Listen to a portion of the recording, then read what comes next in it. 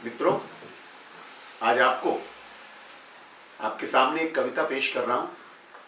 कविता का शीर्षक है विरोधाभास। विरोधाभास एक ऐसी कविता है जिसमें हम समाज में फैली हुई कुरीतियों को, समाज में हो रहे अत्याचारों को देखते हैं। तो आप सबके सामने कविता पेश है विरोधाभास। आज बेंदी पर लिखूं, आज बेंदी पर लिखूं या भूख की आराधना, आज बेंदी पर लिखूं या भूख की आराधना, मधुचंद्र की बातें करूं या जन्म भर की यातना, मधुचंद्र की बातें करूं या जन्म भर की यातना। मैं विरोधाभास और मृगजल जगत अनप्राप्त सा, मैं विरोधाभास और मृगजल जगत अनप्राप्त सा, प्राप्त का स्वागत करूं या फिर करूं नव कामना, प्राप्त का स्वागत करूं या फिर करूं नव कामना। आज बेंदी पर लिखूं या भूख की आराधना, मधुचंद्र की बातें करूं या जन्म भर की यातना। पहला अंतरा है कि अश्रुपूरित नयन में कविता स्वयं मुखरित मिली, अश्रुपूरित नयन में कविता स्वयं मुखरित मिली। प्रेम की सौगात तन का त्रास हरने में बिकी, प्रेम की सौगात तन का त्रास हरने में बिकी। तो अब कौन अब किसका यहां, कौन अब किसका यहां आधार का स्तंभ है, कौन अब किसका यहां आधार का स्तंभ है। आधार के ही घर पे तो कल प्रेम की होली जली, आधार के ही घर पे तो कल प्रेम की होली जली। तो अध जले तन प्राण मन, अध जले तन प्राण मन और सामने लोलुप नजर, अध जले तन प्राण मन और सामने लोलुप नजर। क्या अलग है आज इससे कुछ जगत की वंचना, क्या अलग है आज इससे कुछ जगत की वंचना।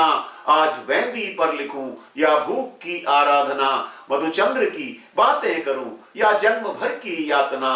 अगला अंतरा है कि अध खिले सुकुमार कोमल मंज ने अध खिले सुकुमार कोमल मंज ने विस्मय मिला, अध खिले सुकुमार कोमल मंज ने विस्मय मिला। और भय रहित संकल्पना के पास ही जब भय मिला, भय रहित संकल्पना के पास ही जब भय मिला। तो वासना की भूख में, वासना की भूख में रचना अरचना हो गई, वासना की भूख में रचना अरचना हो गई। प्रारंभ के ही साथ में, प्रारंभ के ही साथ में गंतव्य का क्षण आ मिला, प्रारंभ के ही साथ में गंतव्य का क्षण आ मिला। तो सृजन की लयबद्धता का क्या इसे मैं नाम दूं, सृजन की प्रश्न है कि सृजन की लयबद्धता का क्या इसे मैं नाम दूं। और किस सृजन के अंत की मानूं इसे परिकल्पना, किस सृजन के अंत की मानूं इसे परिकल्पना। आज बेंदी पर लिखूं या भूख की आराधना, आज बेंदी पर लिखूं या भूख की आराधना, मधुचंद्र की बातें करूं या जन्म भर की यातना। अंतिम है कि प्रथम उषा की किरण के साथ ही, प्रथम उषा की किरण के साथ ही शशि आ गया, प्रथम उषा की किरण के साथ ही शशि आ गया। और दिनकर की जगह पर, और दिनकर की जगह पर तम घना सा छा गया, और दिनकर की जगह पर तम घना सा छा गया। किंतु क्षण भर को हुआ, सबको होता है कि किंतु क्षण भर को हुआ आभास दिनकर है यही, किंतु क्षण भर को हुआ आभास दिनकर है यही। और क्षण भर का यही भ्रम, और क्षण भर का यही भ्रम हर प्रगति को खा गया, और क्षण भर का यही भ्रम हर प्रगति को खा गया। अब शून्य में खोजूं किसे पाऊं किसे अज्ञात है, अब शून्य में खोजूं किसे पाऊं किसे अज्ञात है।